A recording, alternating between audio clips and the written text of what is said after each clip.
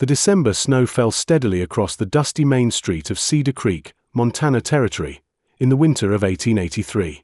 What had started as a light dusting that morning had grown into a proper storm, covering the wooden sidewalks and hitching posts in a blanket of pristine white. The cold wind carried the scent of wood smoke from the chimneys of the small frontier town, where most sensible folks had retreated indoors to wait out the weather.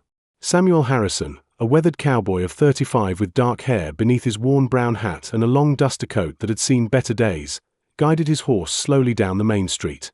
He had been riding for 3 days straight from the McCready Ranch up north, carrying important papers for the bank and looking forward to a hot meal and a warm bed at the boarding house.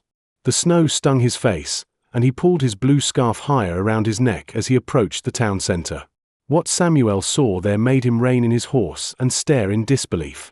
A makeshift wooden platform had been erected in front of the general store, the kind typically used for public announcements or the occasional traveling preacher. But today, it served a much darker purpose. A small group of people stood huddled together on the platform while a thin man in a black suit called out to the gathering crowd, his voice carrying over the wind. On the platform stood a young woman who could not have been more than 25, with long blonde hair that whipped around her face in the winter wind. She wore a simple brown dress that offered little protection from the cold, and despite the circumstances, she held herself with quiet dignity. Her bare feet were pale against the wooden boards, and her hands were bound before her. But what struck Samuel most profoundly was the sight of the little girl beside the woman. The child appeared to be about 8 years old, with light brown hair in braids and wearing a worn grey dress that was too thin for the harsh weather. In her small arms, she carefully cradled a baby wrapped in a faded blanket, protecting the infant from the falling snow with her own body. As Samuel dismounted his horse, he heard the auctioneer's voice cutting through the winter air. "What am I bid for this fine woman and her children? She is strong, healthy, and comes with 2 young ones. Perfect for a household in need of help." Samuel felt his stomach turn at the words.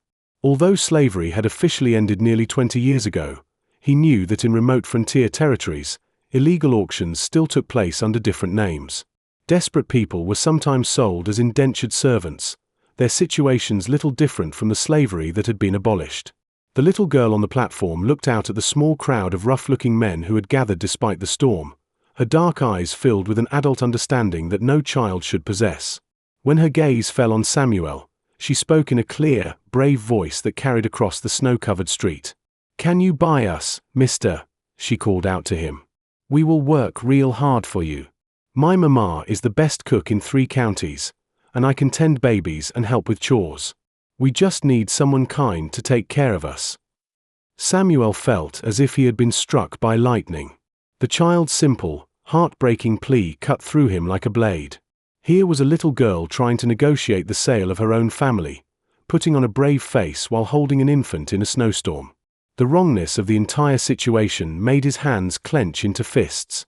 The woman on the platform, who Samuel assumed was the child's mother, looked down at her daughter with a mixture of pride and anguish.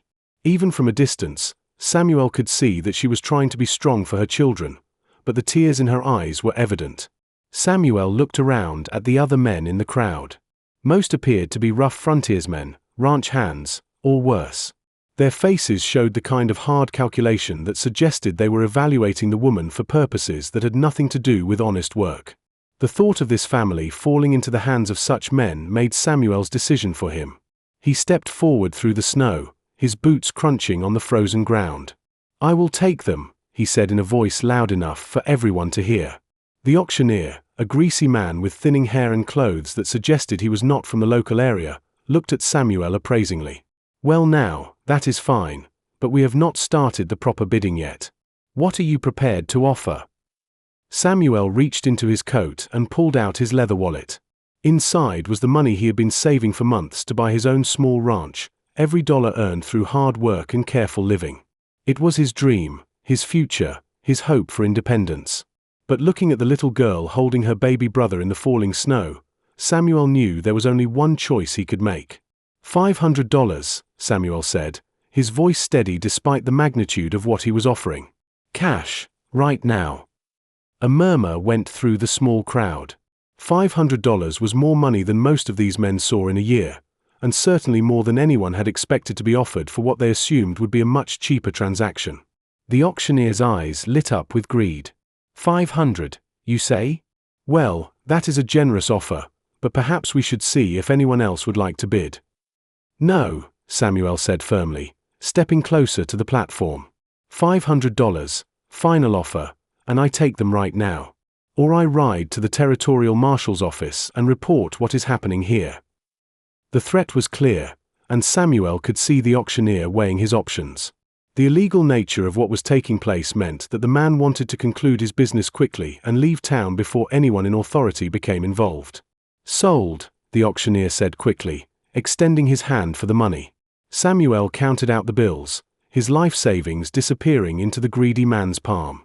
As soon as the transaction was complete, Samuel stepped up onto the platform and began untying the ropes that bound the woman's hands. My name is Samuel Harrison, he said quietly as he worked. You and your children are safe now. The woman looked at him with eyes that held years of hardship but also a flicker of hope she had almost forgotten how to feel. I am Catherine Walsh. This is my daughter Mary, and the baby is my son Thomas. We cannot repay you for what you have done. There is nothing to repay, Samuel said, helping her down from the platform. Let us get you and the children somewhere warm. Mary, still holding baby Thomas, looked up at Samuel with solemn eyes. Are you a good man, Mr. Samuel? Mama always told me to look for good men, but it has been hard to find them. Samuel knelt down in the snow so he could look Mary directly in the eyes. I will do my best to be good to you and your family, Mary. That is a promise. As Samuel led them toward the boarding house, Catherine told him their story in quiet, measured words. Her husband had died in a mining accident 6 months earlier, leaving her with debts she could not pay. When she fell behind on payments to a loan shark in the territorial capital, the man had arranged to have her and the children seized and sold to recover his money. It was not legal, Catherine said, her voice filled with quiet anger. But in places like this, far from proper law, men like that can do whatever they choose to people who have no protection. Samuel secured rooms for Catherine and the children at the boarding house, paying for a month in advance and arranging for meals and warm clothes. As they sat in the dining room that evening, sharing a hot meal by the fireplace, Mary looked across the table at Samuel with the serious expression of a child who had been forced to grow up too quickly. Mr. Samuel, she said, what will happen to us now? Are we your servants? Samuel set down his coffee cup and considered his words carefully. Mary, you and your mother and brother are not servants. You are free people, and you can make your own choices about your lives. I helped you today because it was the right thing to do, not because I expected anything in return. Catherine looked at him with surprise. But you paid so much money for us. Surely you expect us to work for you. The only thing I expect, Samuel said, is for you to take the time you need to decide what you want to do with your lives. If you would like to stay in Cedar Creek, I can help you find honest work and a place to live. If you want to go somewhere else, I will help you get there safely. The choice is yours. Over the following weeks, as the harsh Montana winter settled over the town, Catherine and her children remained at the boarding house while they recovered from their ordeal and considered their options. Samuel visited them daily, bringing small gifts for the children and helping Catherine explore possibilities for their future. What surprised Samuel was how much he looked forward to these visits. Catherine was indeed an exceptional cook, but more than that, she was intelligent, kind, and possessed a strength of spirit that had sustained her through unimaginable hardships. Mary was bright and curious, asking endless questions about everything from the stars to the mechanics of ranch work. And baby Thomas was a cheerful, healthy child who seemed to bring joy to everyone who met him. As winter began to give way to spring, Samuel realized that his life had been transformed by that snowy December day. He had given up his dream of owning a ranch, but he had found something much more valuable. Catherine had accepted his proposal to help her start a small restaurant in town, using her culinary skills to build a business that could support her family. But more than that, Samuel had discovered that the family he had rescued him in return. For years, he had been a lonely man drifting from job to job, with no real connections or sense of belonging. Catherine and her children had shown him what it meant to be part of something larger than himself. On a warm day in late April, as Samuel helped Catherine prepare for the opening of her restaurant, Mary tugged on his sleeve and looked up at him with eyes that sparkled with mischief and affection. Mr. Samuel, she said, I think you should marry Mama. Then we could be a real family, and Thomas could have a papa who is actually here." Samuel felt his face grow warm with embarrassment, but when he looked across the room at Catherine, he saw that she was smiling. Perhaps the little girl who had once asked if he could buy them had been wiser than anyone realized. Sometimes the most important purchases we make are not transactions at all, but acts of love that transform everyone involved. The restaurant opened to great success, and within 2 years, Samuel Harrison married Catherine Walsh in a simple ceremony attended by the entire town. Mary served as the flower girl, and baby Thomas, now a toddler, managed to charm everyone present with his infectious laughter. Years later, when people asked Samuel about the best investment he had ever made, he would smile and tell them about a snowy December day when a little girl taught him that sometimes the most valuable things in life cannot be bought or sold, only given freely from one heart to another.